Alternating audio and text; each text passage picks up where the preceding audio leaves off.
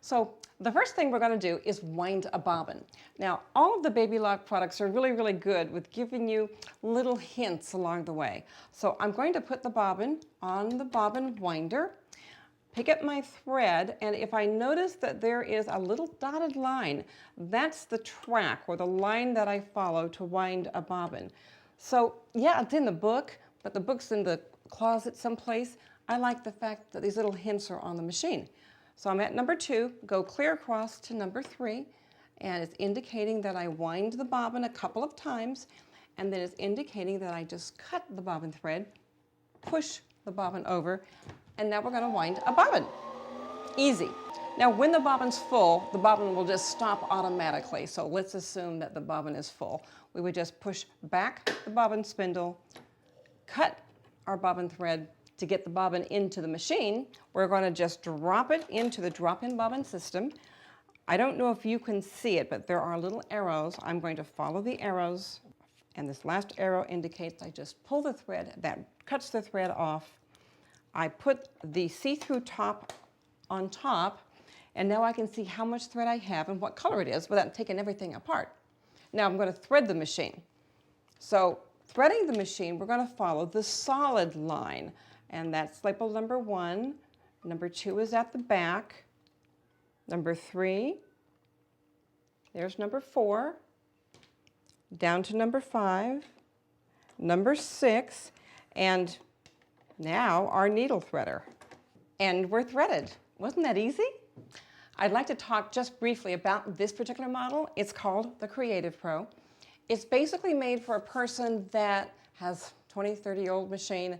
They probably enjoy sewing or they really need to sew for alteration reasons. And they want a machine that's easy to use and dependable, heavy duty, and sews on all kinds of fabrics. And they want it easy because maybe they don't sew every single day like some sewers. They bring the machine out of the closet, you know, once a week, once a month, and take care of things, get into the projects for Easter, whatever. This machine is really nice because when you choose the type of stitch you want, as you cycle through and you choose a stitch, so let's just say this is the stitch I want. This basically is an overlock for Lycra. It's stitch number 8. Let me just cycle over to number 8. And it tells me up on top, this is the presser foot recommendation. Over here on the right is the length recommendation. Over here down below that is the width recommendation. Now I can change it if I want. But the beauty is that every time I choose a stitch, it's going to be set up in the most used combination of length and width. And that's going to make my sewing a whole lot easier because I'm not going to have to drag my book out of the closet and figure out how to set my machine up. Well, today I want to play with my feet. You know, every sewing machine comes with assorted presser feet, and there's some really neat things that you can do with them. This is the overcast foot, and you may or may not have one on your machine. This one happens to have it. So this is a snap-on system. I just push the release button, the presser foot comes off. Here is my new presser foot. It's presser foot G. Again, it's made for overlocking.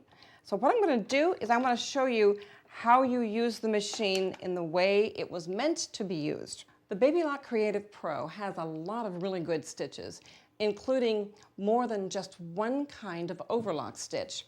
Now I want to show you something. Using the overlock guide foot, which comes with the machine, we're going to put a seam together on a t-shirt knit. Every fabric is different, so a lot of fabrics require a different kind of an overlock. And the strange thing is that when you're doing an overlock correctly, your machine is sewing on air half the time. And that gets pretty scary. Most people get real worried about their machine sewing on air because the machines tend to jam up. Now, if you look closely at this presser foot, I'm just putting the edge of the fabric against the presser foot guide. So it keeps me nice and straight. It assures me that it's not going to have any kind of a struggle sewing on thin air. Now let me just finish this up. And then let me show you what I've done here. Now, the needle always stops in the down position. That's so I can rearrange my fabric. I'm going to just lift the needle by pushing the needle button instead of cranking my balance wheel. I've got my thread cutter right up here. Just give it one quick snap and you're cut. So what I've done here is I've sewn 2 pieces of fabric together, and I've bound the edge of the fabric in one neat stitch.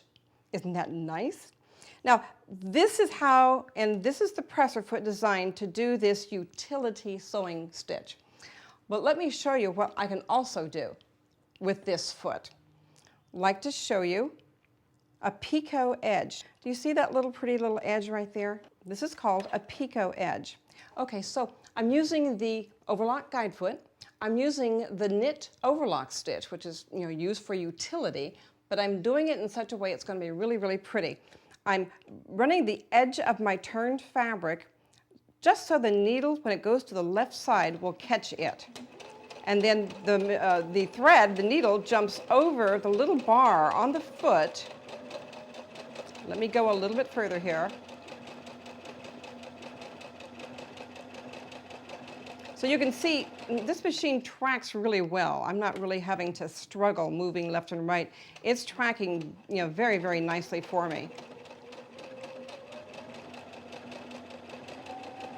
And that needle, when it goes to the right, is totally sewing on air now, and it's not jamming up my machine. I'm going to lift the needle, take my fabric up, and give it a nice quick cut. And there is my pretty little picot edge. So now, different stitch, same presser foot. So check out this edge. This is, I call it a crocheted edge.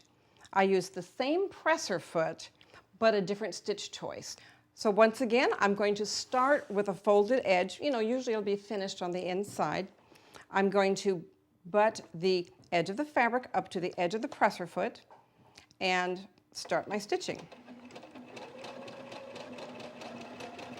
I just love the way this machine tracks. It tracks so nicely. I mean, I'm hardly even working, which I think is a lot of fun. Well, that's enough for us. Let's just get that needle out of the fabric. Again, come right up here, quick snap, cuts both of your threads, and there's our beautiful crocheted edge. Now, isn't that a pretty finish? And I'm using a utility foot and a utility stitch just to go a little bit further. So let's have some more fun playing with my feet. I'm going to put away the overcast foot, and I'm going to grab the blind hem foot. And again, a lot of machines come with a blind hem foot. What's unique about this foot is that it also has a blade for guiding, but the blade is in the center of the foot. I just slide the presser foot underneath, sit down on the foot, and there I am. This is the blind hem stitch from the right side. I purposely chosen a darker thread, otherwise it'd be blind, you couldn't see it. Here's what the blind hem looks like on the inside. And the way you do a blind hem is that you fold up your hem the amount that you need. You've got the wrong side of the fabric facing up. You take that hem edge and flip it underneath, and you run the guide of the presser foot right along this fold. Now what happens is the machine takes a couple of little stitches right here, and then a big stitch, and then a little stitch, and then a big stitch. Depending on how much of this big stitch the fabric catches, that's what's going to show on the right-hand side. This is the way the stitch and the presser foot were designed to be used. That is, it's a utility usage. Let me show you what you can also do with this particular presser foot and a different stitch. Let me turn this around so you can see. These are various pin tucks. This right here is a beautiful edge stitch. So let me set my machine up for a straight stitch, give myself another folded edge, and guide right along the center guide of the blind hem foot. And here's something very, very exciting. On my Creative Pro, I can make my needle sew a straight stitch wherever I want it across the zigzag or the width of the presser foot. So I'm just going to go up here and make some changes because I want my needle to be very close to this edge. And let's just say I'm not used to sewing straight, so I really need all the help I can get. And this presser foot makes it easy. All I do again is line up the fabric with that little guide. Oops, I've got to keep my eyes on it. But you can see it, the machine just tracks beautifully. Most of the work is done. Now this could be for sewing on a pocket, I could be just edge stitching a suit that I've made, edge stitching napkins. There's just a lot of reasons for me to use this foot. So yes, this is a nice edge stitch, but it could also be, if I laid out my fabric and pressed, it could be another series of pin tucks, just like these. Both of these feet are often included with sewing machines, good sewing machines, and they are included with the Baby Lock Creative Pro. This is an optional presser foot. This is called a fringe foot. Now I can tell you, this foot's been around for a long time. Not a lot of people understand that there's something really neat you can do with this foot. Let me show you. What I'm going to do is take, again, 2 folded pieces of fabric. So I've got the underside folded underneath. I'm going to line up the fabrics. I don't know if you can see this, but right here, I've got a kind of a band of my needle plate. I'm going to use the feed dog edges as my guide. So I hope you can see that I don't have them quite touching. They're slightly apart. I'm basically doing a basic zigzag stitch. This is what this looks like at this point. Now, can you see that? I'll put the machine behind it. Can you see that there is a distance between the 2 edges, and there's just a lot of thread in between these 2 fabrics? It doesn't look very good yet, does it? Let me show you what we do next. I put the regular presser foot back on the machine, and now I'm going to straddle my stitching right over those lines of thread that you just saw. I'm going to be using a stitch we normally use for reinforcement. So this is just another way that you can use all these utility stitches for really fun decorative work, okay? So watch what happens now. So I'm using a reinforced straight stitch, and I'm sewing on thread. That's basically what I'm doing. The machine itself is going forward, forward, and then back, forward, forward, and then back. And what it does is it bundles these loose threads and looks like tatting, which is kind of an old-fashioned technique. Now you can vary the look of this beautiful tatting by playing with your width. Here you can see I played and changed my width a few times, made some other adjustments. And that's the fun of playing with your feet, playing with your stitches. You can get a lot of machines to do a lot more with a little bit of experimentation. Now, when you come down and take a class from us on the Creative Pro, we will talk to you about some of these things that you can do. And what'll happen is you'll go back home, you'll forget, you come back into the store and you ask me, Pam, how did you get that tatting look again? And I can tell you. The next foot we want to have some fun with today is called a ruffler. Strange looking contraption, don't you think? What this foot will do for you is give you really good gathers and ruffling. I put my ruffling foot on the machine. This particular one's pretty easy because I can just snap it onto my machine. This machine is a snap-on foot system. Other ones you might have seen in the past, there's a screw and you take everything off your machine and then you screw back the foot back onto the machine. So this one's a little bit easier, but you may or may not have quite this style, but they all work the same way. I use this foot for 2 things. One is to make a ruffle, and the other is to make,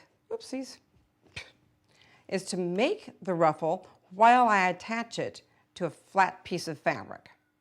If I am just going to make the ruffle, I'm going to slide the ruffling fabric, the fabric to be ruffled, under this front guide, and then through the back of the ruffling foot. Now you can see that the ruffler makes all this motion, and what it's doing, it's going down to the fabric and tucking just a little bit of the fabric together. Let me show you what this looks like here. You raise the needle, and you can see I have a pretty good ruffle right here. I have the ruffler set at 1 right now, and that means that the ruffler will tuck. Every single stitch the machine takes, I'll get a tuck. This is more the look you get when you set it at 6. Basically, it goes 6 straight stitches and a tuck, 6 straight stitches and a tuck. And I have the machine, or I have the ruffler tucking quite a bit of fabric. This is more like pleating. And this is more like gathering. But something else I did is while I was tucking this fabric, I was also joining that fabric to a flat piece of fabric. What you want to think about is tier-on-tier skirts, things like that. Now to do this, I used 2 pieces of fabric, one fabric on the bottom, right side up, and another piece of fabric, right side down. Let me show you quickly how you do that. The green fabric here is my ruffle. The pink fabric I'm using for the flat piece of fabric. The ruffle goes down first. It's at the bottom. There's a blade right here. The blade is on top of this green fabric, or the ruffle. Then I lay my top piece right on top of that, and I start stitching. The bottom piece of fabric is going to move faster. Don't worry about that. And just let it, go freely through your hands. So down here, excuse me, right down here, I'm just letting it go very smoothly, but I'm holding it a little tauter on the top here. So let me sew a little bit. Let me get this out of the way. I don't think these are the prettiest pieces of colors of fabric, but I think you can see what's going on here. So let that bottom piece move faster than the top. It doesn't look like much is happening, does it? But let's stop. Let me raise the needle and pull the fabric out. That's what you get.